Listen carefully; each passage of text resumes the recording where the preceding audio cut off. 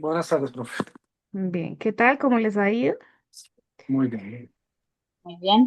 Bien, ahora sí, esta vez sí, pues hay más flujo de gente. Hay 8 personas conectadas, está la profe Zaida, estoy yo, entonces serían exactamente 6 personas.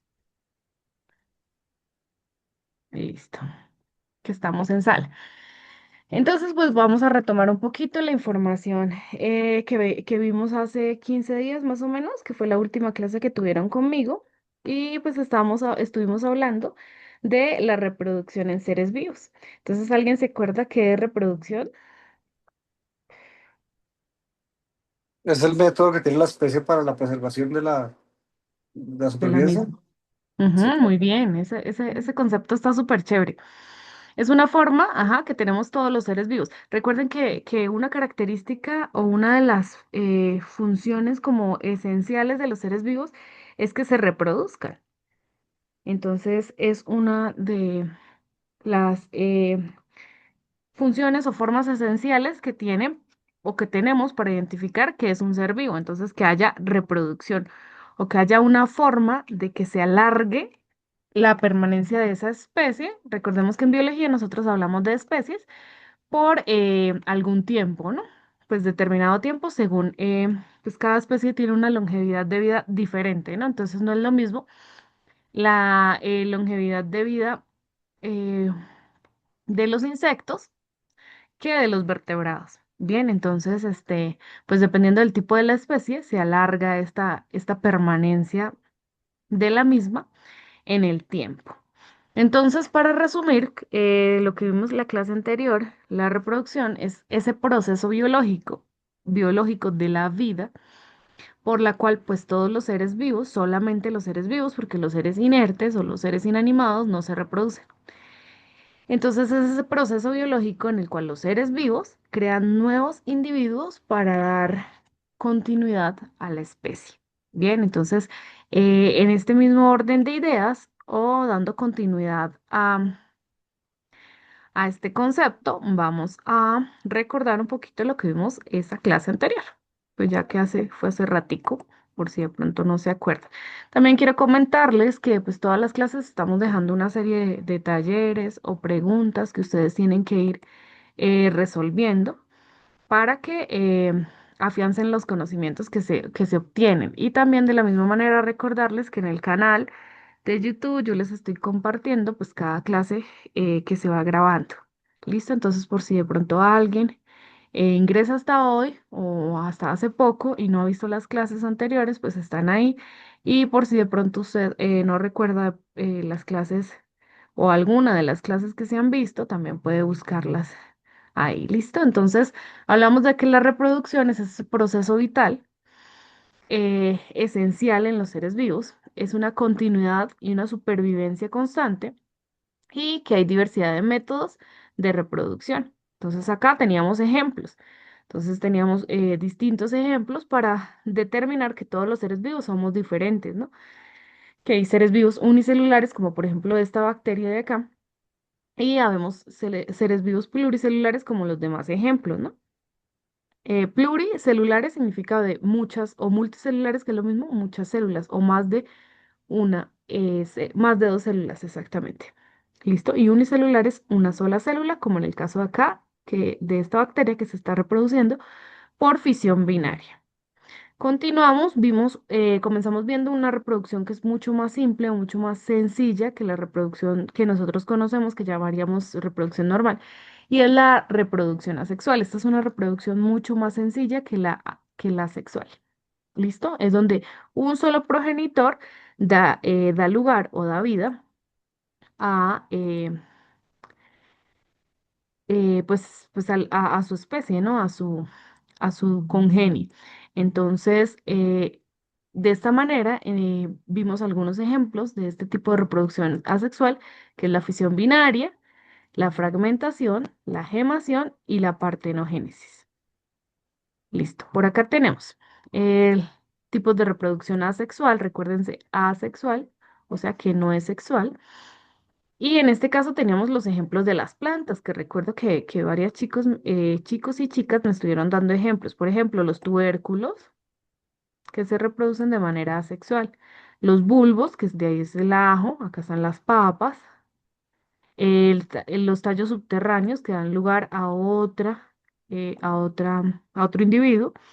Los tallos superficiales, como los estolones, esto es muy común en las fresas, y los fragmentos de tallo, como los esquejes. Entonces, donde yo le quito este pedacito a la planta y la deposito en tierra, y de ahí, de este mismo pedacito, ella al inicio comienza a enraizar. Ese es el primer proceso. Después de que enraice, acá está el mismo pedacito de aquí, lo pasamos acá, ese es el esqueje. Después de que enraice, ella comienza a crecer como si fuera un nuevo individuo. ¿Listo? Entonces, todas esas formas son la reproducción asexual. ¿Alguien recuerda qué es exactamente reproducción asexual? Acá tenemos. Que no requiere, como quien dice, dos partes o dos Ajá. seres para poderse reproducir. Muy bien, muy bien. Entonces, recordemos acá que es un solo progenitor. Entonces, esta bacteria dice, yo misma puedo, o sea, yo soy completamente independiente de los demás, soy autónomo y yo me voy a dividir en dos. Entonces, comienza algo que se llama, o bueno, que se ve más o menos así. Ay, no, me quedó feo. Espera, un segundo. No borra. ¿Cómo se borra? Ok, ya. ¿Listo?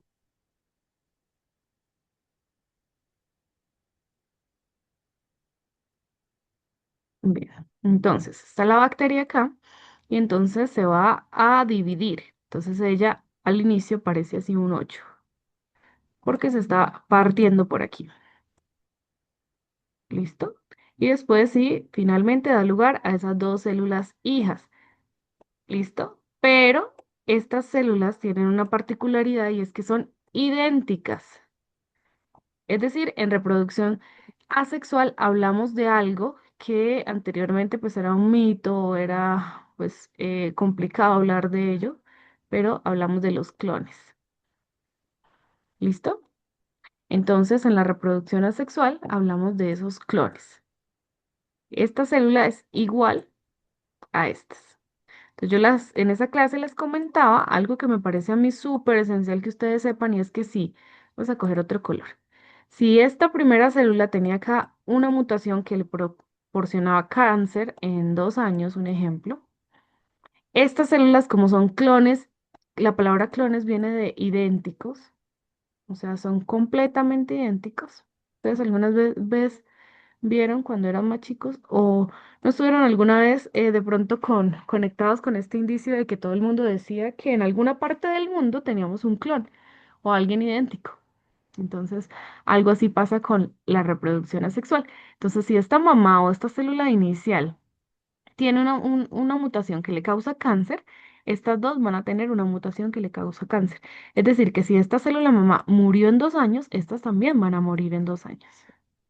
¿Listo? Porque son idénticas. O sea, la célula, el material genético no tiene de dónde sacar o no tiene cómo eh, curar este tipo de enfermedad, porque es la misma información que le están dando, de la misma información que se creó. ¿Listo? Bien. Entonces, entendiendo esto, vamos a continuar por aquí. Un segundito.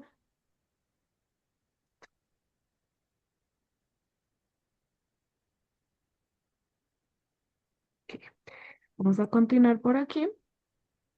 Y acá les estoy dando los tipos de reproducción asexual que vimos en la clase pasada. Bien. Ok, entonces tenemos reproducción asexual. Un ejemplo es la estrella de mar. Entonces, en la estrella de mar sucede algo que se llama fragmentación. La fragmentación es un tipo de reproducción asexual y es una estrella, en este caso tiene una, dos, tres, cuatro y cinco puntas. Una parte de la punta número 5 se quebró, se separó. En ese momento se comienza a regenerar, o sea, de esta punta va a salir una estrella de 5 puntas también, y esta punta que quedó quebrada se va a regenerar. La regeneración, ahorita la oímos mucho, ¿no? Creo que ahorita estamos mucho más cercanos de los conceptos que anteriormente en biología eran un poquito de pronto difíciles de entender. Y por ejemplo, este es un caso, la regeneración y las células madre. ¿Ustedes han oído de las células madres? Se usa mucho, sobre todo las mujeres, ¿no? Células madres. ¿Alguien ha oído de ellas? Células madre. ¿No han oído, Pues por ejemplo? se ha escuchado bastante, pero el concepto exacto no lo comprendo. Ajá, bueno, por ejemplo, las chicas, si hay alguna chica que esté acá pendiente, las células madre para la regeneración de la piel. ¿Han oído de las arrugas? Las cremas ahorita que están creando con supuestas, digo supuestas porque pues esto no es 100% verídico, ¿no? Las células madre que ayudan a rellenar las arrugas. Entonces, cuando se producen las arrugas en la piel, es porque se ha perdido fibras de colágeno y elastina en la piel. Entonces, se producen, por ejemplo, este es un pedazo de un fragmento de piel y se producen unas grietas que al acercarlas y hacerle zoom con un microscopio más o menos, son unas grietas de tamaño pues considerable. Y entonces ahí es cuando entran este tipo de cremas que dicen que tienen células madre. Las células madre en sí, para darles como un concepto para y seguir con el ejemplo, son estas células especializadas o como superfuncionales, las células Superman de nosotros porque tienen una capacidad de autorregenerarse, es decir, de autorrellenarse, de autoprocrearse, de si les falta algo se mejoran, que si están enfermas se mueren, y se vuelven y crean más, o sea, son espectaculares este tipo de células porque además de que se autorregeneran o se renuevan, cada vez que están enfermas, se muere una y nace otra, o quita el pedazo que está enfermo, se muere y nace otro pedazo que está en condiciones óptimas. Entonces, además de todo eso, se diferencia. Entonces, es decir, una célula madre da vida a las células del riñón, a las células del hígado, a las células de los ojos, a las células de la piel. Entonces, una célula madre puede hacer múltiples funciones o puede dar vida a múltiples células que son especializadas. ¿Listo? Como también las células sanguíneas, bueno, muchas Todos, células. todos, todos generamos células madres. ¿Cómo? Todos generamos células madres. Sí, todos tenemos células madre. Entonces, las células madre generalmente, pues tenemos de dos tipos. Las células madre embrionarias, que se encuentran pues en nuestra etapa embrionaria, cuando somos allí fetos, que nosotros pues en biología les llamamos fetos o embriones, y pues las células madre adultas, que son las que pues tenemos hoy día. Pero entonces por eso es que ahorita pues se están haciendo tantos tratamientos o se están estudiando tanto para hacer tratamientos y pues poder eh, generar cura para tantas enfermedades raras que están apareciendo ahorita. Entonces cuando les hablo de embrionarias, o sea, las células madre del tipo embrionarias, o sea, permiten esa formación del embrión, las células son como mucho más activas y permiten que se cree el embrión, que comience a formar sus pies, sus manos, o sea, una etapa prácticamente cero. ¿Listo? Hasta que ya está completamente formada. Ya cuando somos adultos, las células madre no son pues tan espectaculares como cuando éramos bebés, pero siguen funcionando como células madre. Y estas pues se encuentran en nuestro cuerpo a lo largo de la vida, son responsables de la renovación y reparación de los tejidos, como por ejemplo cuando nos cortamos, todas esas, o sea, todas las renovaciones a través de células madre. Pero las células madre en adultos específicamente se van a encontrar en algo que se llama la médula ósea. ¿Alguien sabe qué es la médula ósea? No, no. ¿Alguien ha escuchado esto de médula ósea? Sí, pero no sabría explicarte. Sí, Creo que porque es Bien. todo el sistema esquelético, los huesos. Bueno, por ahí me dicen que es el sistema, ajá, ósea de huesos, ¿no? Y la médula, bueno, entonces voy a dibujarles acá un huesito. Entonces supongamos que esto es el fémur, ¿no? Que es el hueso más largo del cuerpo. Ay, me fui torcida, ya que. Listo. Bien, entonces, la médula, entonces todos los huesos tienen o sea, bueno, supongamos que este hueso lo vamos a partir de manera transversal y entonces, y también longitudinal. Entonces, este hueso, cuando lo abrimos, acá su parte inicial o su porción central va a tener un tejido suave que se encuentra dentro de los huesos. Este tejido suave, como esponjoso, que se ve más o menos así esponjosito, no tengo una imagen de referencia, pero más o menos ustedes pues lo están acá imaginando conmigo. Entonces, dentro de este hueso esponjoso se encuentra una sustancia como de color amarilla. Esa es la médula ósea.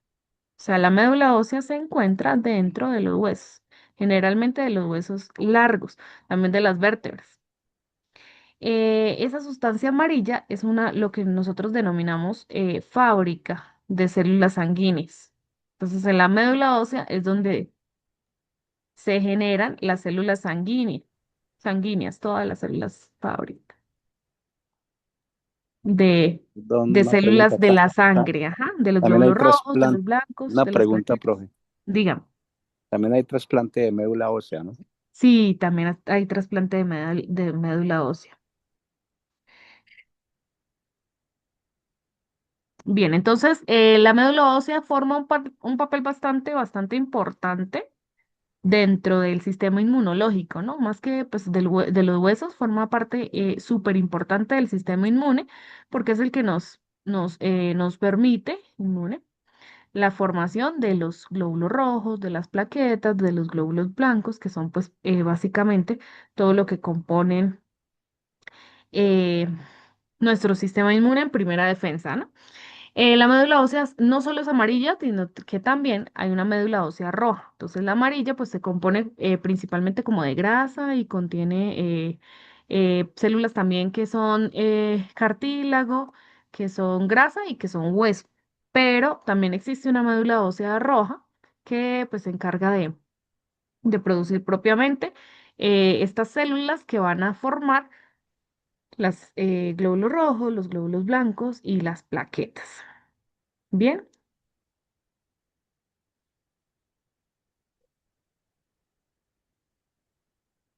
Bien, avanzando por aquí, bueno, les estaba hablando de la regeneración entonces, la regeneración ahorita últimamente se está utilizando mucho el término de las células madre, sobre todo pues en los tratamientos faciales, y lo he escuchado mucho, pero me parece bastante como difícil de creer cómo pueden, eh, pues ahorita la ciencia y la tecnología ha avanzado mucho, pero pues es un poquito bastante difícil de creer eh, de empaquetar células madre en ciertos tratamientos, ¿no?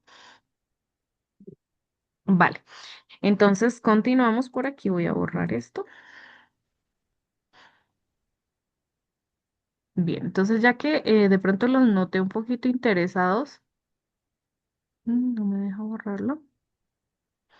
Ok, ya que los noté de pronto un poquito interesados en las células madre, entonces de una vez vamos a dejar la primera tarea de hoy.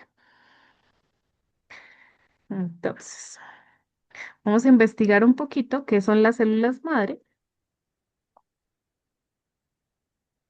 para que no se queden solamente con lo que yo les cuento, que son las células madre. Bueno, ¿para qué sirven las células madre? La idea es que no solamente se queden con los conceptos que les da Wikipedia, sino que puedan de pronto ampliar sus conocimientos. ¿Para qué sirve? Por ejemplo, ¿qué pasa si alguien, qué pasa si la célula, o perdón, bueno, sí, la médula ósea no funciona correctamente en nuestro organismo? Por acá siguen entrando chicos, ya hay más personas, creo que vi 10. ¿Qué pasa si la médula ósea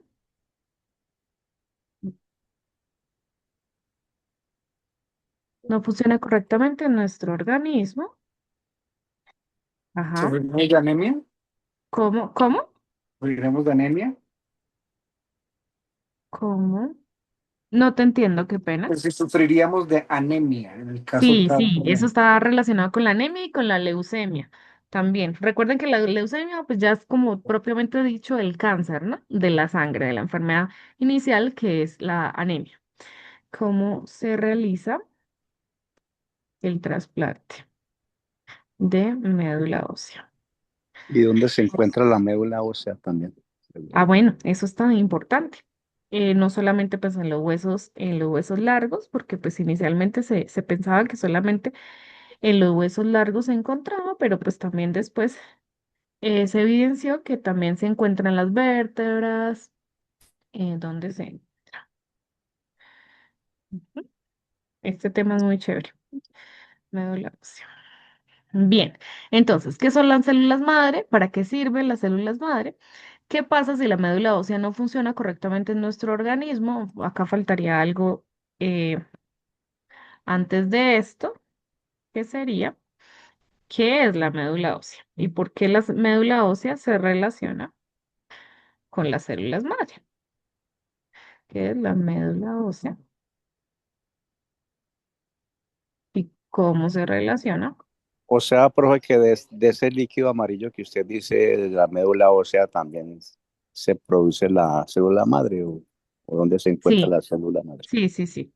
También se produce, pues principalmente se produce de ahí. O sea, las células madre vienen de la médula ósea.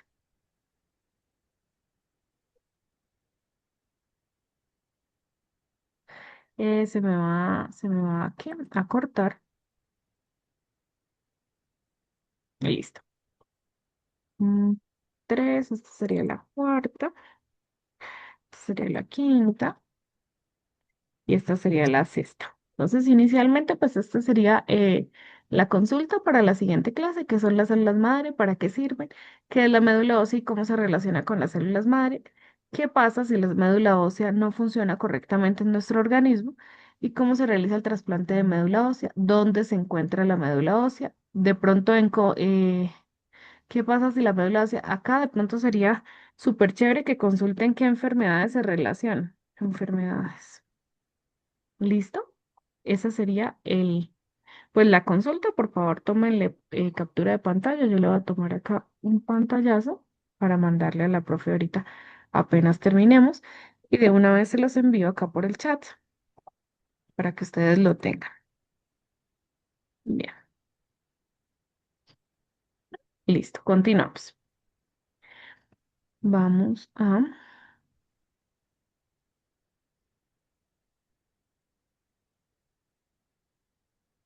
Listo, continuamos por acá. Entonces vimos tipos de reproducción asexual. Estaba la fisión binaria, la bipartición, la gemación, que es cuando le sale ahí un bultico y finalmente produce otro organismo. Este organismo va a crecer del mismo tamaño a este, cuando pues sea mayor, ¿no? A medida que va madurando. La esporulación, cuando a partir de esporas, como en los helechos, y la fragmentación, que es el ejemplo que acabamos de dar de la estrella de mar por regeneración. Continuamos. Entonces, fragmentación, acá les daba el ejemplo. Tipos comunes de reproducción asexual, la que les comenté, fisión binaria, esporulación, gemación y partenogénesis. Bien, acá están ejemplos que vimos en la clase anterior, y los ejemplos más prácticos que podemos entender a partir de la reproducción asexual. Acá también tenemos, por ejemplo, las abejas. Acá tenemos partes de fragmentación en un plantelmito. Acá tenemos se me va el nombre, gemación.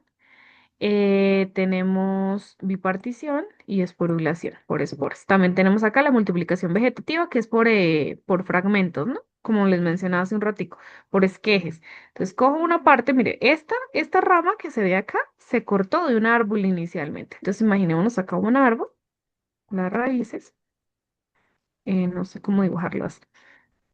Entonces, de este arbolito sacaron este fragmento. Este fragmento se va a llamar esqueje. Y pues inicialmente él va a comenzar a hacer su proceso de enraizamiento y posteriormente va a comenzar a hacer su proceso de crecimiento foliar. A medida que crece, recuerden que esto es muy importante, el color verde está relacionado con la fotosíntesis. Entonces, si hay color verde, o sea, hay más, buena cantidad foliar, foliar, hablo de hojas, en la planta, entonces va a haber más fotosíntesis, es decir, la forma en la que se va a nutrir la planta de manera correcta. Entonces ella va a comenzar a hacer su proceso foliar, a enraizar para que lleguen todos los nutrientes y posteriormente pues va a seguir madurando y creciendo a lo largo pues del tiempo. ¿Listo? Continuamos, acá veíamos, acá terminamos con reproducción asexual, ¿no? Recuerden, todos estos tipos son de reproducción asexual. Asexual significa A, significa no. Asexual, o sea, no sexual. ¿Listo? Asexual, en donde un solo individuo, acuérdense, en un solo individuo, que es lo mismo decir clones. Clones. Bien, ay, se me está rayando, pero bien. Vamos con, ahora con la reproducción sexual a partir de aquí.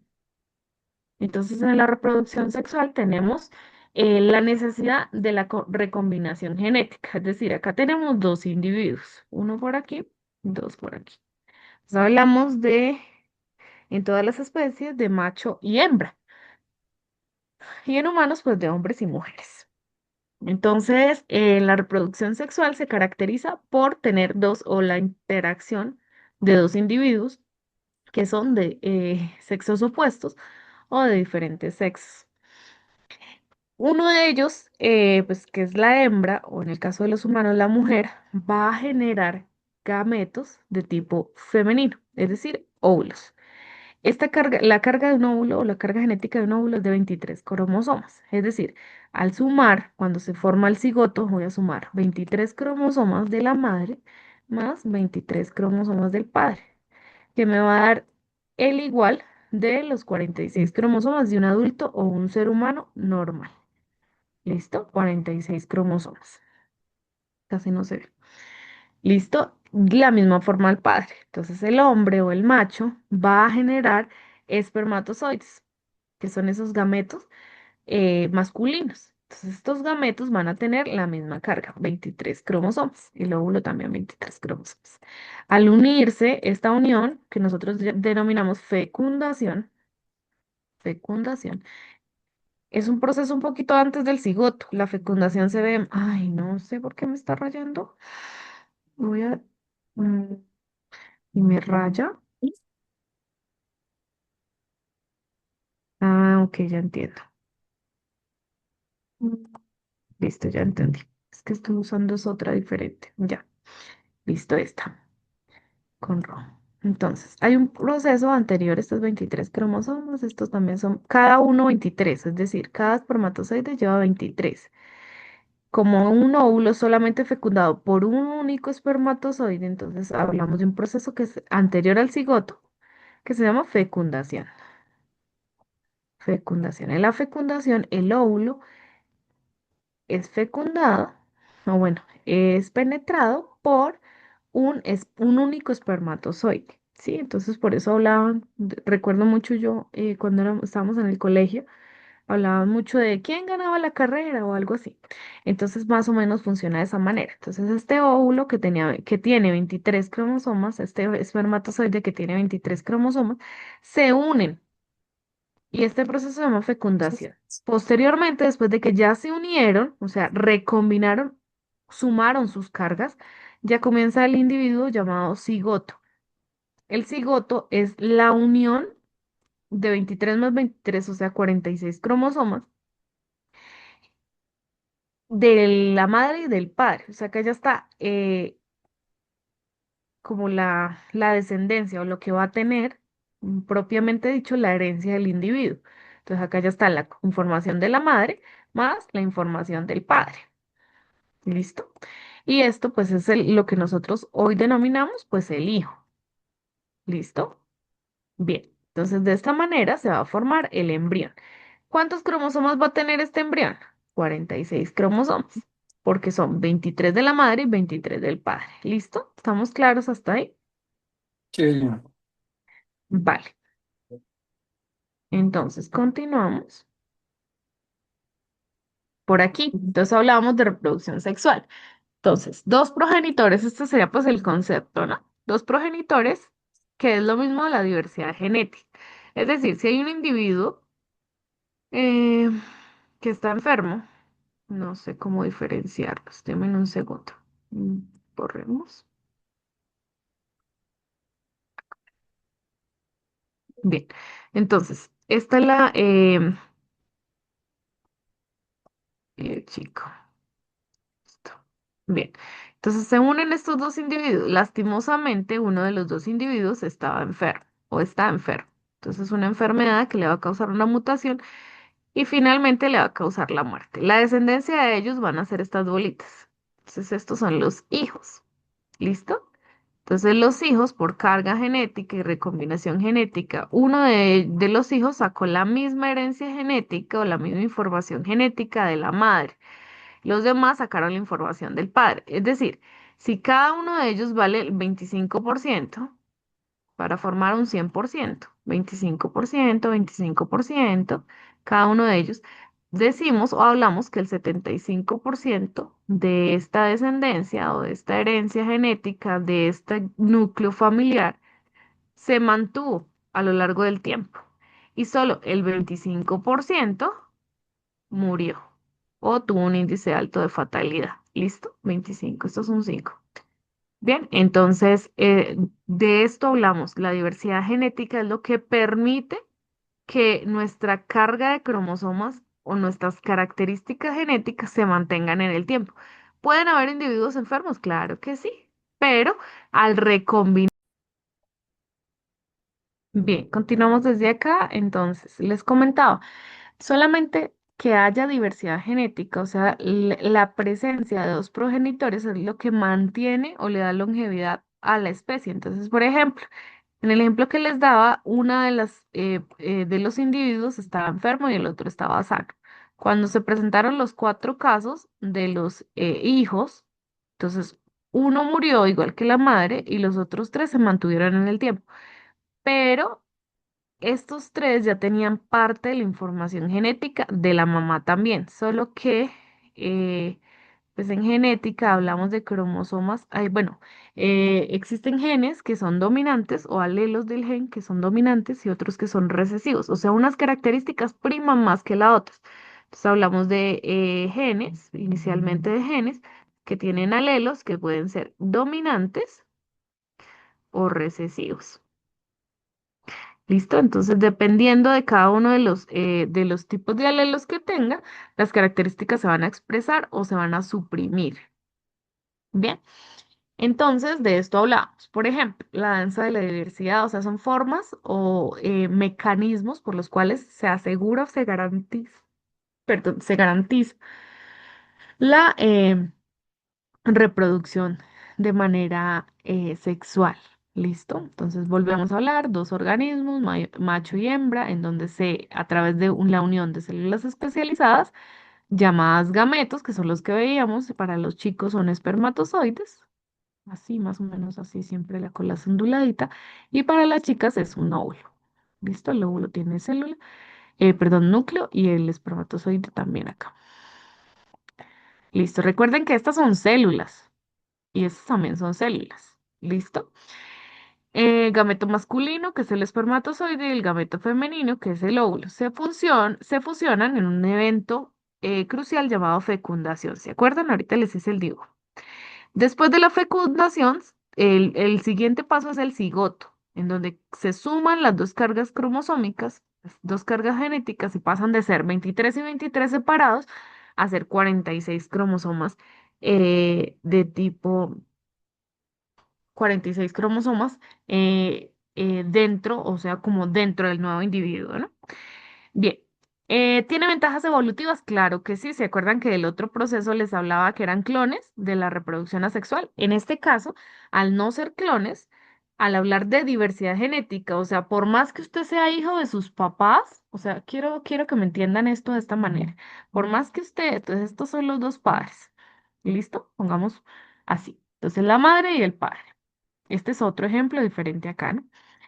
Entonces, por más que usted sea hijo de sus papás, entonces, por ejemplo, puede que se parezca más al padre, entonces sea más así. Pero por más que usted sea hijo, no es la misma persona que su padre. Entonces, con esto me refiero a la diversidad genética. Pueden ser muy similares, pueden empezar a tallar lo mismo, pueden lo mismo, pero no son la misma persona. Lo mismo pasa Otro ejemplo con los gemelos. Entonces una mamá tiene dos gemelas. Por más que las gemelas se vean idénticas, puede que sean la copia exacta de su madre, no tienen la misma información genética. ¿Listo? Bien, entonces, Perdón, ¿esto una por qué? pregunta, profe, Dígame, dígame. pero sí deben tener el mismo tipo de sangre o tampoco. Sí, claro, el tipo de sangre sí, porque pues el tipo de sangre también es a través de un proceso genético que más adelante pues les iré explicando. Cómo se da la recombinación genética, cómo se dan el cruce de cargas genéticas para los tipos sanguíneos, ¿no? Pero, por más que tengan el mismo tipo de sangre, porque pues sí, por ejemplo, en mi caso, mis papás los dos son O positivo. em, mis hermanos y yo, todos somos O positivo. ¿Listo? O sea, tenemos mismo tipo de sangre, pero no somos las mismas personas. ¿Listo? Eso tiene que ver con otra cosa que más adelante, pues esas son leyes de genética, de genética, perdón, se me fue, contemporánea. Entonces, yo les voy a explicar, les prometo explicarles bien eso, pero pues no lo vamos a ahondar ahorita porque pues nos salimos del tema. ¿Listo? Bien, mayor variabilidad genética, cada descendiente es diferente y no es un clon idéntico como en el caso anterior, que era reproducción asexual. Entonces, mayor capacidad de adaptación, claro que sí, porque al haber, entonces ahora cojamos otro ejemplo. Entonces, al haber, vamos a borrar acá, al haber diferentes individuos, entonces en un caso, por ejemplo, en una isla hay estos individuos. Entonces, cada uno de estos emojis o intentos de gráfico que estoy haciendo es un individuo diferente. ¿Listo? Entonces, al haber diferentes individuos, supongamos que cada dibujito que yo hice acá es la representación de una familia. ¿Listo? O sea, no es un único individuo, sino es la representación de su familia. Pueden ser 4, 5, 10 personas, ¿listo? Pero cada individuo, perdón, cada dibujito es diferente, o sea, cada familia es diferente, ¿listo? Entonces, al haber en una isla una diversidad, o en una región geográfica determinada, no necesariamente es en una isla, pero tanta diversidad, hay mayor capacidad de adaptación.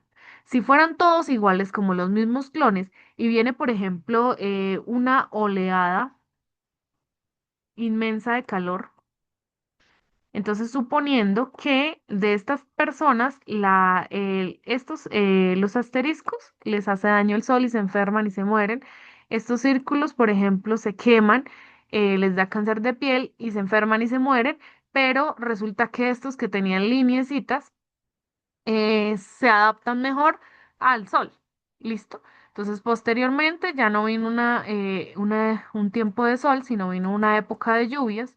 Y entonces resulta que en la época de lluvias, este palito no aguantó porque se inundaron y se murieron. Pero entonces los demás siguen sobreviviendo. Entonces a eso me refiero, o superviviendo. A eso me refiero con mayor capacidad de adaptación. ¿Listo? Y también hablamos de evolución acelerada. Cuando hay reproducción sexual, se mantiene la recombinación genética, es decir, hay aparición de nuevas combinaciones favorables que impulsan el interés o el proceso evolutivo. Es decir, por ejemplo, para el mismo caso del sol. Entonces, supongamos que, como hablamos de cambio climático hoy día o actualmente, supongamos que a medida que nos vamos reproduciendo entre nosotros mismos como especie humana, vamos adquiriendo nuevas ventajas evolutivas, como por ejemplo, o impulsando características que favorezcan ese proceso evolutivo. Por ejemplo, que nuestra piel no sea tan sensible como en épocas anteriores, sino que nuestra piel se adapte mejor, por ejemplo, a la radiación solar. Entonces, todas esas son ventajas adaptativas y evolutivas que nos permite adoptar o crear este proceso de reproducción sexual. ¿Listo? Bien, vamos a mirar cada una de las etapas del proceso. Entonces, por favor, me leemos un segundo cuáles son estas cuatro etapas que yo les traté como de ejemplificar y de resumir aquí de manera bastante sencilla.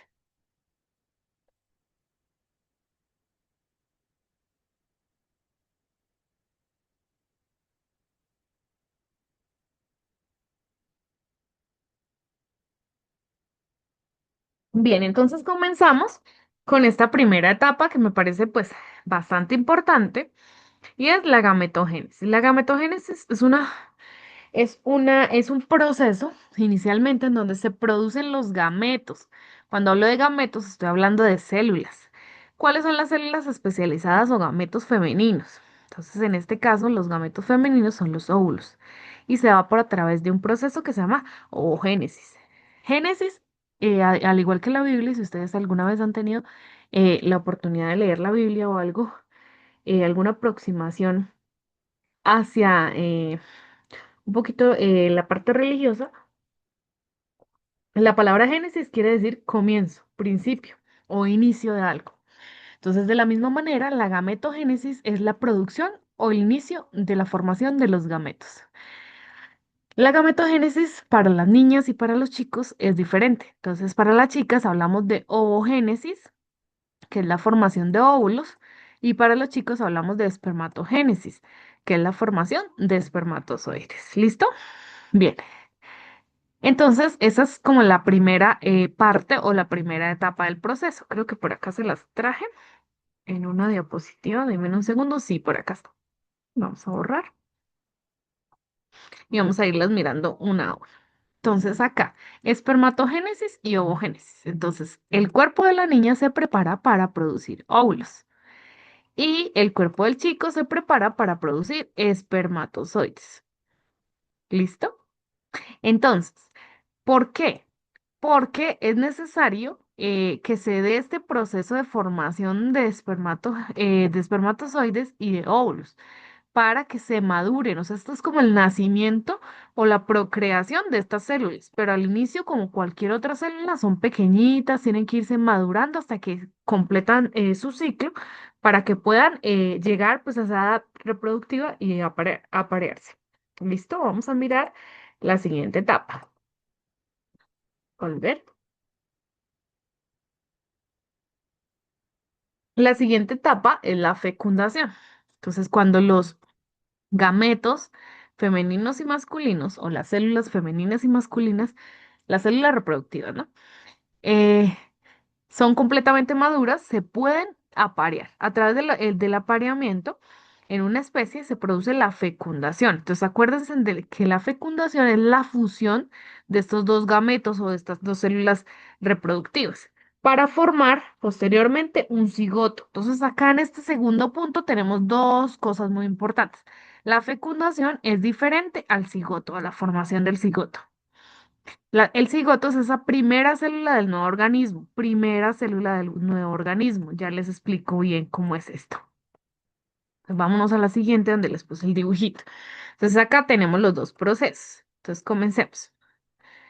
Entonces el primero es la fecundación. Después de que se produce la espermatogénesis y se producen los espermatozoides en las chicas y se producen los óvulos en perdón, los espermatozoides en los chicos y los óvulos en las chicas, se puede o llegar a un momento en el que son maduros y se da el proceso de fecundación que está aquí. Acá. ¿Listo? Entonces, la fecundación es esa unión de, de estas dos células sexuales. ¿Listo? Entonces, a través de la fecundación, un espermatozoide ingresa al óvulo y lo fecunda. Entonces, al momento en el que se fecunda, se produce como una sumatoria. Me gusta colocarlo así, como en cálculo, porque es un proceso de sumatoria, en donde los 23, acuérdense que cada célula sexual tiene su carga genética. Entonces, teníamos 23 cromosomas en el óvulo, 23 cromosomas en el espermatozoide. En el momento en el que se fecundan, se unen estos dos. Entonces se da el proceso de sumatoria. Pero aquí, en la fecundación propiamente dicho, no se han sumado todavía. Es cuando se forma el cigoto que ya se suman. Entonces, 23 más 23 da 46 cromosomas. Y esta sería la primera célula del individuo que se está formando, en este caso del embrión o del bebé, del feto, que se forma pues en el cuerpo de la niña o de la madre. Bien, entonces ahí se dan dos procesos, la fecundación, que es la unión propiamente dicha, y el cigoto, que es la conformación de esta primera célula. ¿Listo? Esto sucede inmediatamente después de la fecundación. ¿Listo? Posteriormente, vamos a hablar de otro proceso. Vamos a borrar acá para volver a la diapositiva anterior. Bien, el tercer proceso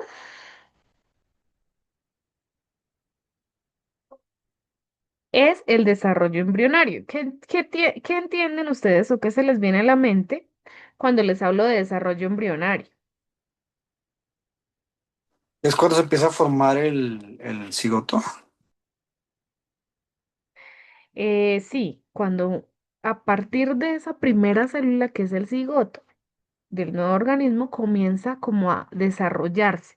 ¿Listo? ¿Se acuerdan ahorita que les hablaba de las células madre embrionarias? Entonces en ese momento las células madre están como en el top, en lo más alto de que pueden estar las células madre y comienzan a diferenciarse, especializarse para formar cada una de las partes del bebé. O sea, a mí eso me parece pues bastante excelente, bastante súper chévere, no sé cómo expresarlo, pero me parece lo más de lo más. O sea, cómo a partir de una célula, que es este primer cigoto, con la carga unida o la sumatoria de las dos cargas de la madre y el padre, o sea, de 46 cromosomas, comienza a formarse a través de diferentes etapas del desarrollo embrionario, este embrión en sus diferentes estadios, ¿no? Porque pues estamos hablando de reproducción humana, ¿no? Para este caso.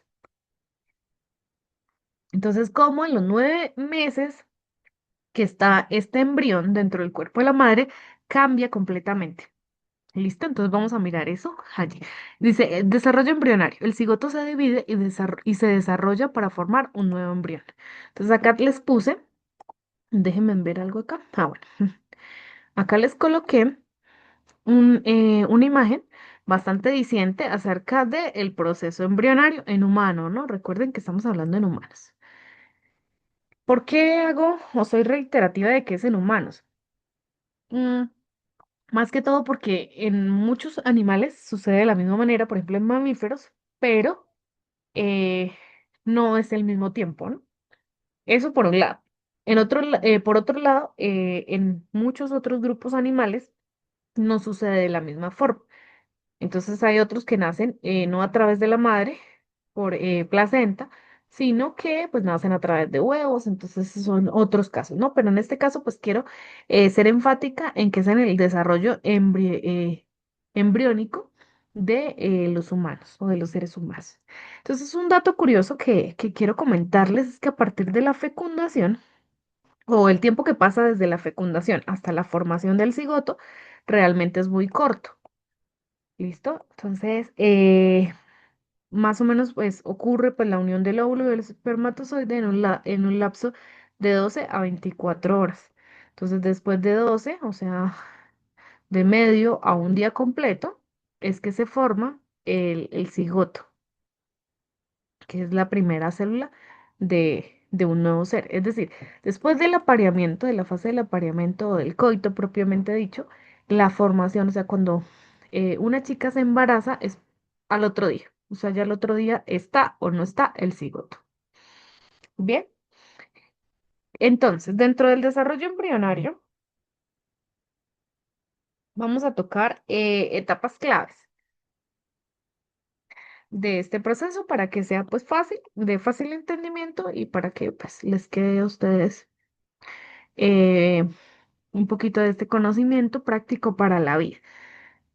Entonces, el desarrollo embrionario, pues, es el proceso por el cual se forma el organismo, pues un organismo multicelular, lógicamente, a partir de esta primera o de esta fecundación que da lugar a la primera célula, que es el cigoto. Entonces, acá tenemos dos fases, ¿no? Comienza desde acá que sería la primera fase, que es la formación de de los espermatozoides. En este caso no muestran el óvulo, pero lo vamos a pintar acá. Después, la fase de fecundación, que es esta, en donde el espermatozoide ingresa al óvulo. Y acá, pues también sumado a esto, porque no nos muestran más imágenes o una intermedia entre estas dos, está el proceso del cigoto. Cuando ya propiamente dicho, este material genético se recombina con este material genético. Recuerden que estos son células, ¿no?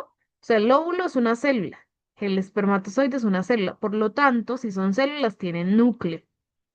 En el núcleo, ¿qué se guarda en el núcleo? ¿Alguien me puede decir?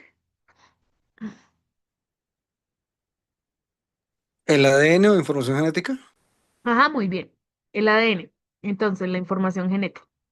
En el núcleo está resguardada la información genética. Esos 23 cromosomas que yo les hablo es lo que está en el núcleo de cada célula. Recuerden que estas son células, los gametos son células reproductivas.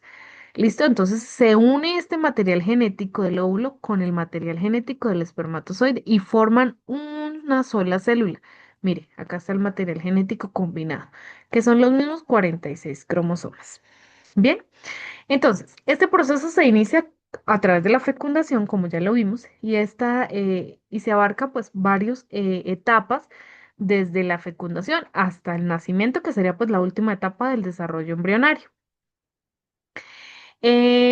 Por diferentes pues pasa a través de diferentes etapas que van, de pronto algunas, los nombres les van a parecer un poquito complejos o difíciles de entender, pero hay unas en donde se diferencian los tejidos, pasando desde pues las primeras etapas que son la mórula, la blástula, la gástrula, en donde se va partiendo de esta manera la célula y va dando pues, por eso se llaman o tienen estos nombres raros, van produciendo más células. O sea, básicamente es una multiplicación regenerativa de células. ¿Listo? Entonces, hay muchas etapas. Entonces, inicialmente podríamos numerarlas o enumerarlas más bien, como la fecundación, después la segmentación, en donde se divide, que sería pues la primera etapa. Luego la blastulación, que se sigue subdividiendo para y se forma como una cavidad llena de líquido. Posteriormente, bueno, la blastulación se llama así porque se genera una blástula. Después sigue la gastrulación, que se organiza en otras capas germinales, como el ectodermo, el mesodermo, el endodermo, que eso sería de pronto más adelante, si tenemos algún espacio en una clase, les ahondo un poquito más en esto, por si les interesa. Y finalmente, pues ya sería, acá se sigue dividiendo muchas más células, se van diferenciando, se van especializando. Cuando yo hablo de diferenciando, es que cada célula se vuelve diferente. Y cuando hablo de especializarlas, también es lo mismo. O sea, cada célula, a partir de una célula madre, se van originando células y unas es como si hubiera como un centro de control interno de las células y dice, bueno, estas tres células van a servir para los ojos, estas tres células para el cerebro, estas tres células para el hígado, estas tres células para los músculos, estas tres células sanguíneas, o sea, sí, eso es cuando me refiero, o sea, cada célula se va a especializar o especificar en una determinada parte del cuerpo. Y finalmente, pues la organogénesis, que sería pues ya la última etapa en donde el desarrollo de todos, se da el desarrollo de todos los sistemas y órganos del embrión. Entonces, todos los sistemas que nosotros tenemos a nivel de cuerpo humano. Bien, entonces esas serían pues las etapas. Después de que está formado completamente, ese sería como el primer estadio del desarrollo embrionario. Después de que está formado completamente, ese primer estadio, que sería el primer trimestre de embarazo, continúa el siguiente trimestre o el siguiente periodo embrionario hasta la octava semana más o menos, que es donde se forman, eh, como propiamente dicho, los órganos y los sistemas del primer proceso. Y luego en la última o a partir de la novena semana, que sería la última etapa de este proceso embrionario, el embrión pasa a llamarse feto porque ya está formado, o sea, ya está, básicamente es un bebé muy chiquito de lo que va a ser al momento del nacimiento. Y él va a continuar creciendo, va a continuar desarrollándose hasta que cumpla su periodo de gestación. Bien, vamos a continuar por aquí. Listo. Entonces, ejemplos de reproducción sexual tenemos muchos. Yo diría que pues es la reproducción que más conocemos, aunque la sexual también la conocemos, pero de pronto a veces eh, no la asociamos mucho más rápido o mucho más sencillo. ¿Listo? Bien. Entonces acá les dejo una imagen, una pequeña imagen que nos da cuenta como una comparación de los dos tipos de reproducción. Entonces, la reproducción sexual por un lado y la reproducción asexual por el otro. ¿Listo? Entonces, en la sexual, lo que acabamos de ver el 50% de la madre, 50% del padre o viceversa, se recombinan. Miren acá, por favor, tomen o nótese este ejemplo que me encanta y es el color. Entonces, por ejemplo, 50% digamos que este es el padre, 50% rojo y el 50% del ADN de la madre que es azul. Al recombinarse, o sea, al mezclarse, queda el gatico, entonces uno era blanco, otro era negro, esto, y da el gatico blanco con negro. ¿Listo? Entonces ahí está pues más claro imposible. La variabilidad genética, lo que le va a conferir ventajas, altas ventajas adaptativas para la especie. En este caso hablamos de gatos. Por otro lado está la reproducción asexual. Acuérdense que asexual es como si la palabra a significa no, o sea, reproducción no sexual. Y en este caso tenemos ejemplos particulares como por ejemplo acá las bacterias. Entonces, el ADN es 100% idéntico. Recuerden que hablamos de la reproducción asexual de clones. No hay variabilidad genética, es decir, si hay una enfermedad, una mutagénesis terrible que está presente en esta población o en estas especies, se va a seguir heredando, se va a seguir pasando, porque no hay variabilidad genética, o sea, no hay esta recombinación aquí, o sea, no hay de dónde la célula pueda sacar vida o mejorar sus condiciones. Bien, vamos a continuar.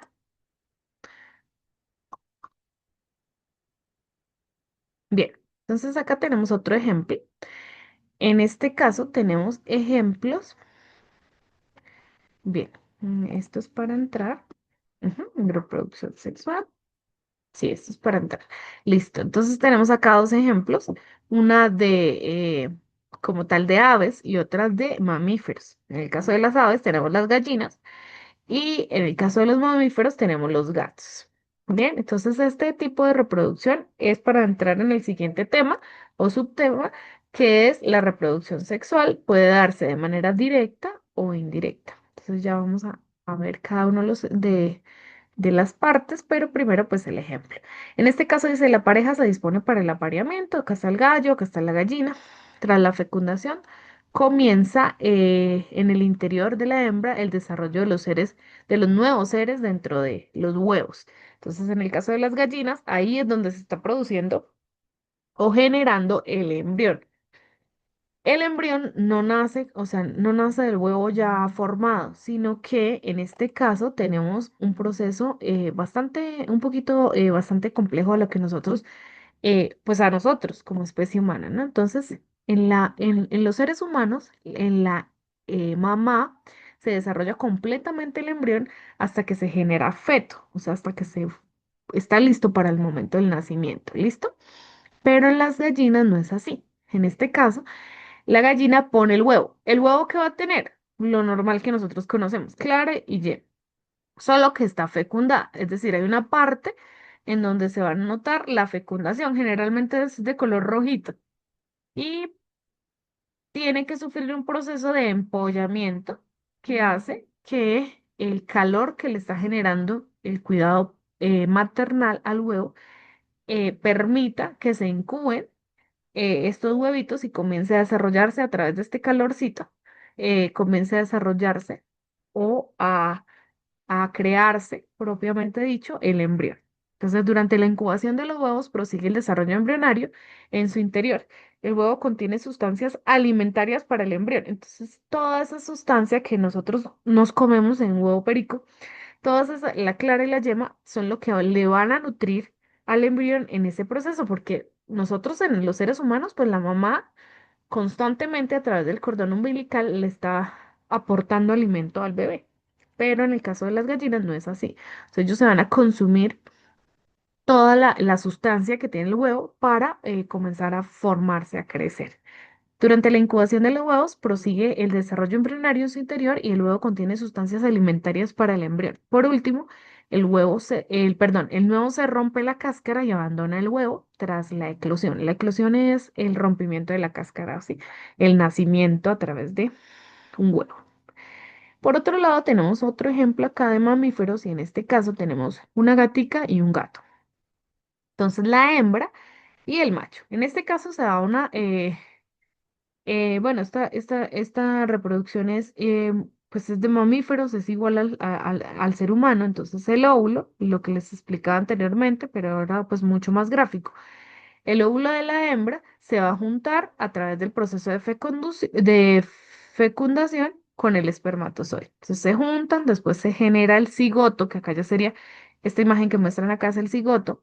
Entonces se recombinaron pues las dos cargas genéticas y comienza el proceso de gestación para producir un nuevo ser. ¿Hasta acá hay preguntas? Todo súper claro para mí, profe. Vale, entonces ahora sí les voy a hablar de qué se trata estas modalidades de reproducción. Entonces, en la reproducción sexual existen dos tipos o dos formas de reproducirse. Entonces, la primera es la fecundación directa. La fecundación directa, Muchísimas. ¿cómo? ¿Cómo?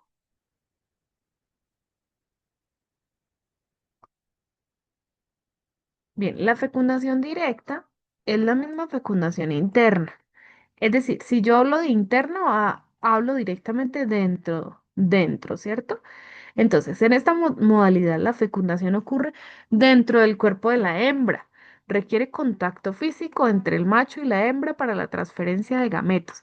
Es un método común en mamíferos, aves, reptiles e insectos. ¿Listo? Entonces, en el ejemplo anterior que yo les puse de la bueno, en el ejemplo que yo les colocaba anteriormente del gatico, ese es un tipo de reproducción con fecundación directa o interna. En los humanos también, directa o interna, o sea, dentro del cuerpo de la madre es donde se va a formar el embrión, ¿no? Y requiere el contacto físico entre macho y la hembra, que es propiamente pues el apareamiento o el coito. Esta fecundación directa asegura una mayor protección de los gametos, es decir, el gameto. Bueno, los gametos está cada uno dentro del cuerpo de madre o padre. Recuerden que los gametos son las células sexuales.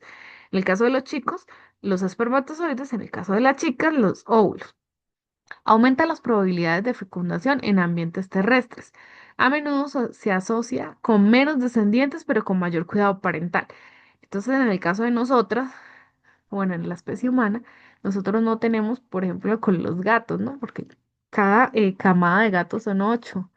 Seis, tres, creo que lo mínimo que yo he visto nacer de una camada de gatos son 3 gatos. Y pues a esto hablo. Entonces, hay mayor cuidado parental, pero pues hay mayor cuidado parental, pero hay menos descendientes. ¿Listo?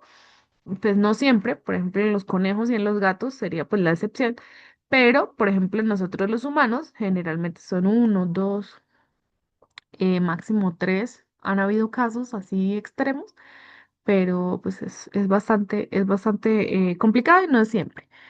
Por otro lado, tenemos la fecundación indirecta o la fecundación externa.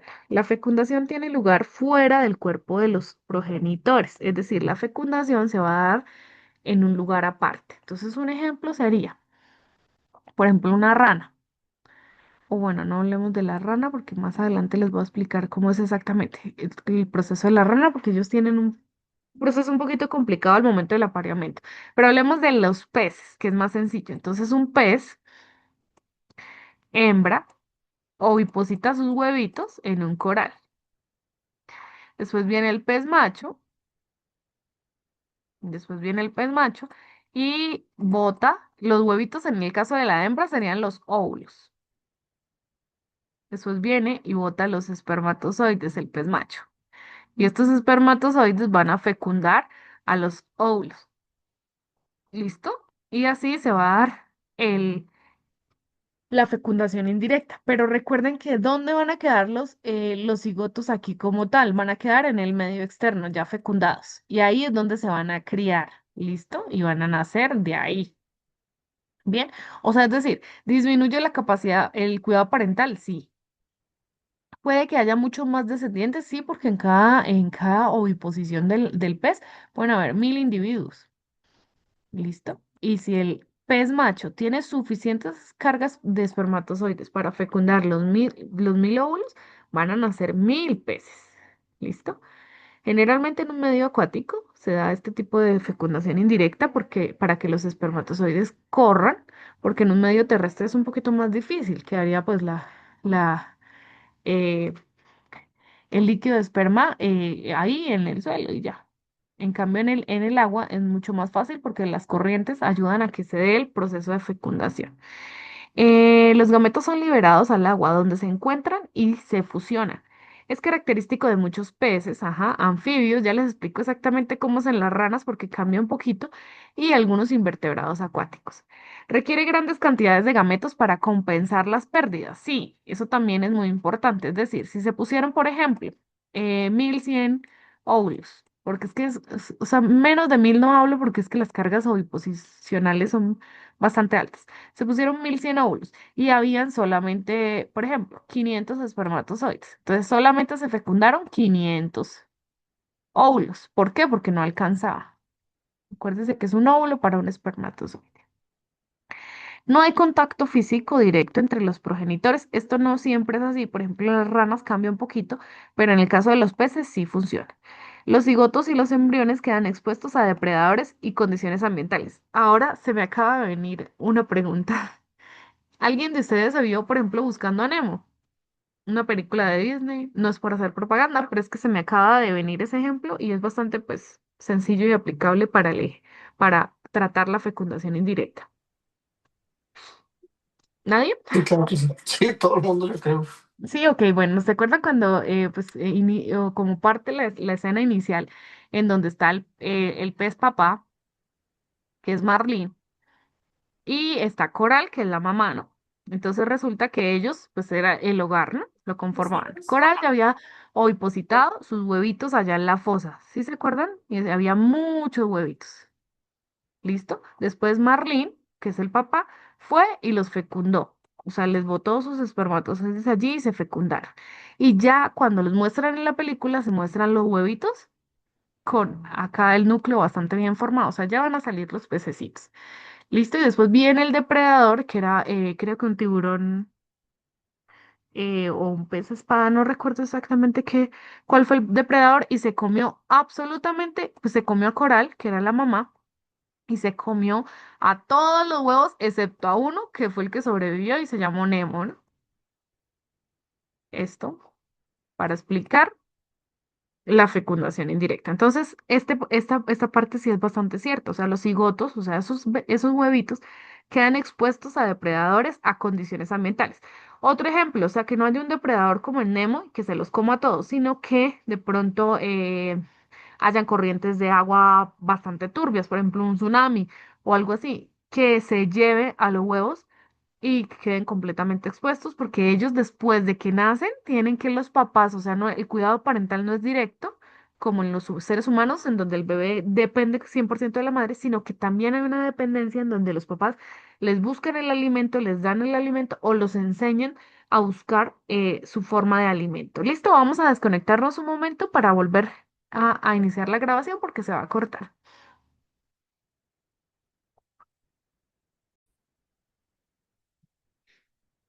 Bien, entonces, partiendo del ejemplo que les daba, en la reproducción sexual de tipo fecundación indirecta, si se sufren o si los individuos, los embriones, quedan expuestos a a distintos depredadores, a distintas condiciones ambientales que les pueden de pronto proporcionar problemas a la hora de la supervivencia. Pero aún así, ambas estrategias son adaptaciones evolutivas de manera exitosa que permiten pues una supervivencia y una perpetuación de las especies en sus respectivos entornos. La elección de una u otra modalidad depende de factores como el hábitat, las presiones ambientales y la disponibilidad de recursos. También es muy importante mencionar que es algo que va innato dentro de la especie. O sea, no es que la especie decida, ay, vamos a hacer fecundación directa, vamos a hacer fecundación indirecta, vamos a hacer reproducción sexual, o vamos a hacer reproducción asexual. No, eso ya va innato dentro de cada uno, pues, de nosotros, dentro del código genético de la especie como tal. Acá les coloqué algunos ejemplos. La fecundación en ranas, que era lo que les mencionaba acá, que es la que pues me preocupa un poquito, porque la fecundación directa pues es bastante sencilla realmente. Entonces sabemos que es dentro del cuerpo de la hembra, que va a tener un cuidado parental, que generalmente es en ambientes terrestres y que hay mayor protección de los gametos, o sea, se perpetúa la supervivencia. Pero pues me preocupa un poquito que les quede claro de la fecundación indirecta. Entonces, como les hablaba el ejemplo de Marlene y la película de Nemo, en anfibios pasa un poquito diferente. Entonces, mire, por ejemplo, acá en peces es lo mismo que les hablaba de la película. Entonces, la hembra oviposita sus huevitos o deposita sus huevitos, el macho deposita, que los huevitos de la hembra son los mismos óvulos y el macho deposita allí sus espermatozoides. En este momento se da la fecundación, en el momento en el que el espermatozoide llega rápidamente, digo llega rápidamente porque si hablamos en condiciones, por ejemplo, de mar, de salinidad, pues los espermatozoides no van a tener mucho tiempo de vida, sino que No, pero es muy inmediatamente poco ellos. romántico así, profe. Bueno, por eso les decía en la clase pasada, les decía, o sea, por eso existe tanta variabilidad de reproducción, porque por ejemplo el ejemplo que les daba de las bacterias de la garganta cuando nos enfermamos, por ejemplo, de amigdalitis. En ese momento las bacterias no van a decir, bueno, vamos a enfermar a este individuo, pero yo para reproducirme necesito que llegue el amor verdadero, la pareja perfecta para yo reproducirme. No, o sea, es una reproducción asexual y en el momento en el que se dan las condiciones, ¡ca! Pa, comienza o se estalla el tipo de reproducción. Aquí sí no es tan romántico, acá es bastante, ellos de pronto, ellos dependiendo de la especie, ellos hacen determinada, esto tiene un nombre, que se Danza me de fue. apareamiento. Ajá, ajá, de pronto una danza o un ritual de apareamiento para que suceda. Pero es así, o sea, no hay contacto entre ellos. Simplemente la hembra bota sus huevitos, sus óvulos, el macho bota sus espermatozoides, ellos se unen por como la facilidad del medio, porque también es un medio acuático, entonces el va y viene de las olas del mar, o si es en agua dulce, pues el va y viene de la escorrentía del agua y se fecundan los óvulos. Y inmediatamente allí, recuerden que en humanos es de 12 a 24 horas que se forma el cigoto. En peces exactamente no sé cuánto, pero pues es un tiempo bastante rápido, dependiendo del ciclo embrionario o el ciclo de vida de cada especie. Bien, entonces, acá les coloqué un texto. La fecundación en ranas es un poquito diferente.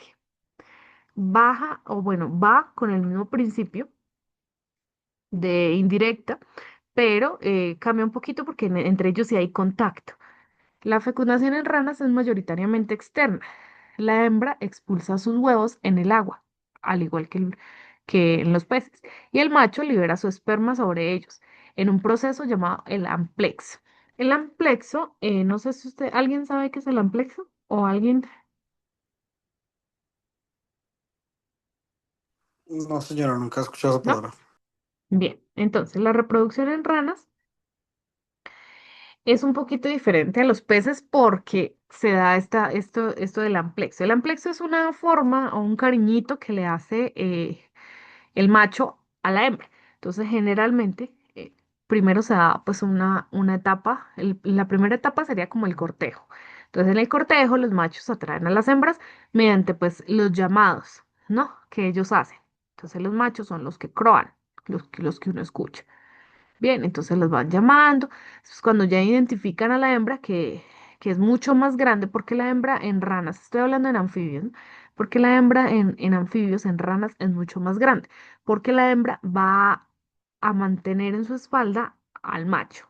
Listo, ya les explico. Entonces, la primera etapa sería el cortejo. La segunda etapa es el amplexo.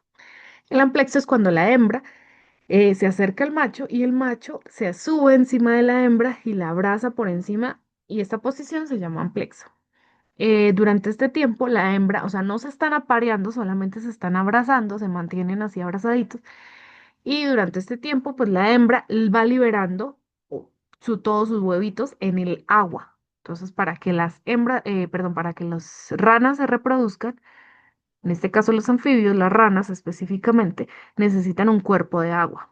Entonces ella libera, cuando está abrazadita y por el macho en el amplexo, él libera sus huevos en el agua y el macho inmediatamente libera sus espermatozoides también al agua y comienza el proceso de fecundación en el líquido, en el agua. ¿Listo? Pero entonces, pues no, ellos no tienen coito como tal, pero sí, pues se da ese proceso de amplexo, es como un cariñito que le hace el macho a la hembra. Y ya por eso en estas, pues en ranas, la hembra es mucho más grande porque tiene que cargar al macho durante el tiempo que demore la reproducción.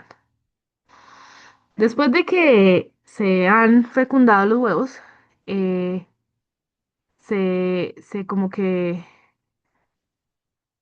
la hembra también genera, o sea, la hembra, el cuerpo, ustedes han visto las ranitas que ellas tienen el cuerpo baboso, ¿no? Como bastante liso. Entonces la hembra se frota y genera como una masa gelatinosa que se adhiere a los huevitos que quedaron fecundados y los pega a la vegetación acuática. Entonces generalmente las masas de huevos se encuentran así de esa manera, agrupaditos, como en una espumita. Y en ocasiones, pues dependiendo de la especie de ranita, el macho es el que se queda encargado del cuidado o en el que hace el cuidado parental de los huevos o de su herencia genética. Bien, acá también les coloqué que me parece bastante interesante. Es un proceso, el de las ranas me parece bastante curioso, bastante chévere. No sé si lo habían escuchado o si es la primera vez. No, la primera vez que la escucho. Bien, entonces. Les comento, las ranas pues tienen un proceso embrionario un poquito distinto al que nosotros estamos acostumbrados a ver, porque ellas permanecen en dos fases. Entonces, como les digo, para que ellas hagan su reproducción necesitan el agua, pero cuando ellos son adultos se vuelven terrestres. Entonces, están dentro de dos fases en el medio acuático y en el medio terrestre. Entonces se da la reproducción, ovipositan sus huevos, son fecundados y comienzan a formarse estos como renacuajitos, que también son pececitos parecidos a espermatozoides, pero pues son mucho más grandes y comienzan a formarse en el medio acuático. Ellos se van alimentando, generalmente en algunas especies el macho, que es el papá, se encarga de alimentarlos, de enseñarlos. Después, posteriormente, la colita se va cortando un poquito y les van saliendo el primer par de patas, que sale el primer par de patas posteriores, o sea, las patas de la cola, las de atrás, las patas finales. Después la cola se sigue cortando a medida que se va cortando, ella misma la va consumiendo, o sea, no es que la bote, sino el mismo cuerpo va consumiendo el tejido de las células de la cola para formar o regenerar las otras partes de su cuerpo. Bien, entonces después sigue cortando, se van formando, salen las patas delanteras o las patas anteriores y sigue la cola. Entonces algunas veces uno encuentra las ranitas con cola y no es que sea otra especie o no es que sean esas ranas mutantes, sino que son individuos juveniles. O sea, todavía no están maduros, todavía no son adultos. Y posteriormente ellos pierden la cola y ya quedan así, sin colita anurs. ¿Listo? Y así sucesivamente, después vuelven a ser adultos, después se aparean a través de un proceso de cortejo y vuelve al mismo ciclo inicial. ¿Qué más les escribí por acá? Donde los gametos se unen fuera del cuerpo de la hembra. Tras la fecundación y la formación del cigoto, comienza el desarrollo embrionario, culminando en un renacuajo, que eventualmente se transformará en una rana adulta. Bien. Entonces, ahora continuamos con la reproducción sexual directa, el contacto y el cuidado parental. La directa es la que estamos como más acostumbrados. Nosotros somos de este tipo de reproducción, donde sí vamos a tener contacto, o sea, sí va a haber como tal un coito y va a haber un cuidado parental. Entonces, aunque haya muchas eh, pues madres o padres que abandonen a sus hijos, igual nosotros dentro de dentro de la especie o dentro de los mamíferos vamos a tener como esa necesidad de mantener viva a nuestra descendencia, ¿no? Y es algo, no es simplemente de pronto por ética y moral, sino es algo que está arraigado a nuestras costumbres, arraigado a nuestro ADN, que es la continuidad de la especie. La conexión que asegura la continuidad. Entonces recordemos que todo se trata de esa evolución, de que se mantenga nuestra especie. Listo, en este caso vemos ejemplos como los papagayos o los loritos y vemos también a los pingüinos. Entonces vamos a mirar. Ejemplos de este tipo de reproducción sexual directa tenemos,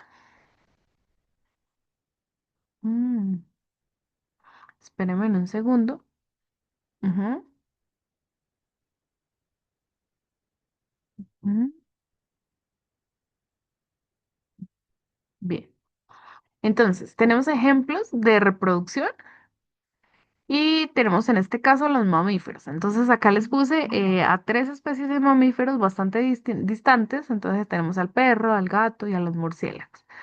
Los mamíferos, incluyendo los humanos, se reproducen sexualmente mediante fecundación interna, desarrollando a las crías dentro del cuerpo de la madre o de forma más desarrollada en el exterior. Por otro lado, tenemos a los peces. Los peces hacen reproducción también de manera sexual, pero ellos liberan los óvulos y espermatozoides al agua para que se unan. Es decir, este tipo de fecundación ya es externa. Entonces vamos a ir mirando. Los mamíferos, fecundación interna. Esta es sexual, esta también es sexual. Y en los peces, fecundación externa, es decir, la que acabamos de ver. Acá está el ejemplo de Nemo, el de la película. Bien, vamos con los insectos. En los insectos la reproducción es sexual también. Eh, es muy común, es decir, que también hay de tipo asexual, pero no en todos los casos. La asexual, por ejemplo, en la libélula, que deposita sus huevos para que sean fertilizados por el macho. En este caso en particular de la libélula, ¿qué tipo de reproducción es? Entonces ya sabemos que es sexual, sí, pero ¿es directa o es indirecta? ¿Es externa o es interna? Dice que deposita sus huevos, es decir, los coloca en un medio. Cuando se da este tipo de reproducción, sabemos que es una reproducción externa. O sea, externa es afuera del cuerpo de la madre. Y generalmente sabemos que involucra agua, un cuerpo de agua para que se puedan mover los espermatozoides hacia el óvulo. ¿Listo? Ejemplos de reproducción sexual en insectos tenemos la mantis religiosa o los coralides. Bien, después los anfibios y los reptiles. Los anfibios son las ranas, las salamandras. Tengo dos ejemplos acá. Los reptiles son las tortugas, los geckos y las serpientes. Bien, entonces este tipo de animalitos que son cordados, incluyendo a las ranas, usan una fecundación externa para la liberación de sus gametos al medio acuático. ¿Listo? Entonces acá, en estos grupos de animales, se da una fecundación de tipo sexual y de tipo externa, es decir, la mamá va a depositar sus huevitos para que sean fecundados por el padre o por el macho. Seguidamente tenemos los hongos. Entonces, ¿qué tipo de reproducción se imaginan ustedes que tienen los hongos? Los hongos, algunos hongos se reproducen sexualmente mediante la fusión de filamentos compatibles, como las cepas positivas y las negativas, para formar un cigoto. Cuando hablo de algunos hongos, es decir, que no todos se reproducen de manera sexual, que habrá muchos que se reproduzcan de manera asexual, como por ejemplo la formación de las esporas, la esporulación, y van a formar clones, pero no todos. ¿Listo? Ahora, los corales. En los corales tenemos la fecundación externa para reproducirse sincronizando la liberación de sus gametos.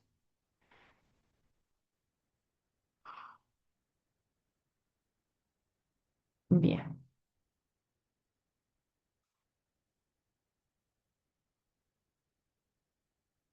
En los corales no siempre, al igual que los anteriores, no siempre es a través de reproducción externa, sino que también existe, o de reproducción sexual, sino que también se puede dar a través de la reproducción asexual, como la gemación, como la división de pólipos, Y pues también la fecundación, perdón, la reproducción sexual, que sería ya como eh, la cría por incubación interna y otras más. Ahora hablemos de las plantas. Y creo que este ejemplo ya lo habíamos tomado.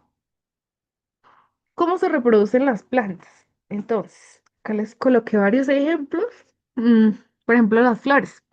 La polinización es el ejemplo principal de reproducción sexual en las plantas, donde el polen de la flor masculina se transfiere a la flor femenina, lo que resulta en la fecundación. Entonces, acuérdense en que la fecundación o la reproducción en las plantas se da a través de el órgano denominado flor. El órgano denominado flor puede ser de dos tipos. O sea, puede ser ser una flor hermafrodita que tenga la parte masculina y femenina dentro de la misma flor, como muchas de las flores normales que nosotros conocemos, que como ejemplo esta, que tiene el óvulo acá, el óvulo está acá, y acá que están los granitos de polen y los estambres, que son las dos partes, acá está la femenina y acá está el masculino. Entonces, ella se autofecunda, ¿listo? O existen otras flores que son solo masculinas y otras que son solo femeninas. Estas dentro de la misma especie de árbol, ¿no? Entonces el árbol produce, o hay unos árboles que están al lado, ¿no? O unas plantas que están al lado, unas son femeninas, otras son masculinas, y necesariamente requieren polinización, es decir, que un agente externo, ya sea un insecto, bueno, ya sea un animal, insecto o mamífero, o a través del medio, ¿no? Entonces, ya sea por aire, por ejemplo, polinización anemófila, por agua, por condiciones ambientales, muchas otras, ¿listo? Pero entonces necesariamente requiere que estos estambres, que son los espermatozoides, caigan dentro del receptáculo y lleguen al óvulo. El receptáculo, pues, en las flores se llama estigma, que es este tuito que conlleva al estilo, después al ovario y finalmente al óvulo, para que se fecunde. Entonces, ¿qué hacen? ¿O cómo se da la polinización? Entonces, generalmente hablamos de polinización cruzada y es cuando estos individuos conocemos más que todo como órganos o agentes polinizadores propiamente dicho de las abejas, ¿no? Hay muchos polinizadores externos, ¿no? Por ejemplo, los murciélagos, las avispas, los monos, muchos otros más. Pero pues principalmente conocemos a las abejas, entonces hablemos desde ahí. Las abejas, ellas tienen muchas quetas o pelitos en todo su cuerpo. O sea, su cuerpo está cubierto de puros pelitos finos. Entonces, el polen, que es este que está acá, en donde se contienen los estambres, los espermatozoides se adhieren a ella. Entonces, cuando ella no va a comer polen, sino ella llega a comer el néctar, entonces se le pega el polen a los granos de estambre y posteriormente cuando va a otra flor, ella llega, hace lo mismo, como que mueve su cabeza y su cuerpo mientras está consumiendo el néctar de la flor y va impregnando esos granos de polen de la otra flor a esta y a través de ahí van cayendo en el receptáculo y van polinizando perdón, van fecundando el óvulo. ¿Listo? Bien, continuamos. En los árboles frutales, por ejemplo, en la rosa, el jazmín, la hortensia, se reproducen de manera sexual. Entonces, acá era donde les hablaba. Entonces, por ejemplo, en los pinos, ciclo de vida de un árbol de pino blanco. Entonces, existen las coníferas, que son gimnospermas, en donde está el cono masculino y el cono femenino. Entonces, estos dos tienen que unirse a través de la polinización y a través de la fecundación para que se genere esta piñita que es la que va a dar lugar a un nuevo árbol o a un nuevo individuo. En los seres humanos, cada individuo, pues esta ya es como la que mejor conocemos, cada individuo hereda información genética de dos padres, lo que resulta en la formación de un nuevo individuo a través de la fusión de un óvulo y un espermatozoide. Esto para los humanos. En las lombrices, las babosas y los caracoles, estos animales suelen ser hermafroditas, o sea, es decir, son tanto femeninos como masculinos y pueden reproducirse también sexualmente. ¿Cuál sería la importancia biológica y adaptativa? Entonces, la reproducción sexual y la reproducción asexual. Entonces, en la reproducción sexual tenemos evolución. Es un motor clave de la evolución al recombinar el material genético de los dos primeros progenitores que van a generar nuevas combinaciones de genes en cada generación. Es decir, hablamos de diversidad genética. Y esto es muy importante porque nos va a conferir varias razones. Por ejemplo, adaptación a entornos cambiantes. Una población genéticamente diversa tiene más probabilidades de que algunos de sus miembros posean características necesarias para sobrevivir y prosperar si las condiciones ambientales cambian, ejemplo, aparición de enfermedades o cambios climáticos, pues no se van a mantener, no se van a morir tan frecuentemente. Otra característica es la eliminación de mutaciones dañinas. Permite que las mutaciones perjudiciales sean purgadas de la población a lo largo del tiempo. Y finalmente, la innovación evolutiva facilita la aparición de nuevas características que pueden dar una ventaja competitiva a la especie. Por otro lado, tenemos la reproducción asexual. Aunque carece de la diversidad genética de la sexual, que es esta, la reproducción asexual ofrece ventajas considerables, especialmente en ambientes estables y predecibles. O sea, que la reproducción sexual es para ambientes cambiantes. Ambientes, ajá, acá dice entornos cambiantes. Y la reproducción asexual es más para ambientes estables, predecibles, como que con menos índices de peligro. Proporcionan rapidez, permite un crecimiento poblacional muy rápido. ¿Se acuerdan el ejemplo que les daba de las bacterias en la garganta cuando producen una infección? Colonizando un área en poco tiempo. Eficiencia energética. O sea, no necesitan esperar a que les llegue el amor de la vida para reproducirse. No requiere la búsqueda de pareja ni la inversión de energía en la producción de gametos y estructuras reproductivas complejas. Y finalmente, la perpetuación de genotipos exitosos. Si un individuo está perfectamente adaptado a su entorno, la reproducción asexual asegura que sus genes exitosos se transmitan sin alteración. O sea, si la bacteria se está reproduciendo a través de clones, clones, clones, clones, y ella es sana completamente y perfecta, esto va a dar una ventaja evolutiva. El problema es cuando comienzan a surgir las mutaciones. Es importante destacar que muchos organismos como las plantas y los hongos han desarrollado la capacidad de utilizar ambos tipos de reproducción, una reproducción alternante, optando por uno u otro tipo, según las condiciones ambientales o la etapa de su ciclo de vida. Un ejemplo que les daba, por ejemplo, los hongos, los corales. Esta plasticidad es una estrategia adaptativa muy poderosa. Entonces hay algunas especies que cuando el medio es estable y predecible se reproducen de manera sexual. Y cuando el medio es cambiante, alocado y terrible, se reproducen de manera sexual. Conclusión para la clase de hoy. La vida se perpetúa con diversidad y adaptación. La base de la vida, la exploración y valoración de la misma. ¿Cuáles son las estrategias diversas? Y la conexión y el asombro. En la base de la vida les coloqué que la reproducción es el pilar fundamental que sostiene la vida en la Tierra, permitiendo que cada especie no solo subsista, sino que florezca y evolucione a través de las diferentes eras. Después, las estrategias diversas, desde la eficiencia clonadora de la reproducción asexual hasta la riqueza adaptativa de la reproducción sexual, la naturaleza nos muestra un abanico asombroso de estrategias para asegurar la continuidad de la vida. Comprender estos procesos no solo nos brinda conocimiento biológico, sino que también profundiza nuestra conexión con la intrincada y maravillosa diversidad del mundo natural.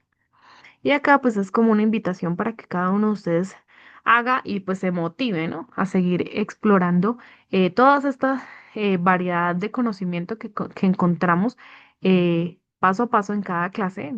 En este caso pues nos compete tratar los tipos de reproducción que ya con esta clase concluimos y posteriormente pues seguiremos abordando nuevos temas. Cada célula que se divide, cada semilla que germina, cada nuevo ser que nace es un testimonio del poder inquebrantable de la vida para perpetuarse y adaptarse. Esta comprensión es clave para apreciar la complejidad de los ecosistemas y la interconexión de todas las formas de vida. ¿Listo? Y finalmente, pues les dejo este link, pues era para verlo, pero ya estamos cortos de tiempo. Déjenme y lo abro acá y se los voy a compartir. Ujú, se los voy a compartir por aquí, donde estoy. Acá en el chat, para que ustedes pues lo puedan revisar. No se les olvide que tienen una tareita acerca de, una tareita acerca de la, vamos a buscar acá de una vez. Mm, ¿Dónde está? Acá. Acerca de las células madre, un poquito, y la médula ósea. ¿Dónde estaba el canal? Y pues por acá les dejo el canal para que revisen las otras clases, los otros temas. Listo, chicos, muchas gracias por haberme escuchado la clase de hoy. Feliz tarde. Ah, profe. Muchas gracias, profe. A ustedes, chicos. En la nochecita o mañana les estaré compartiendo la grabación de este video.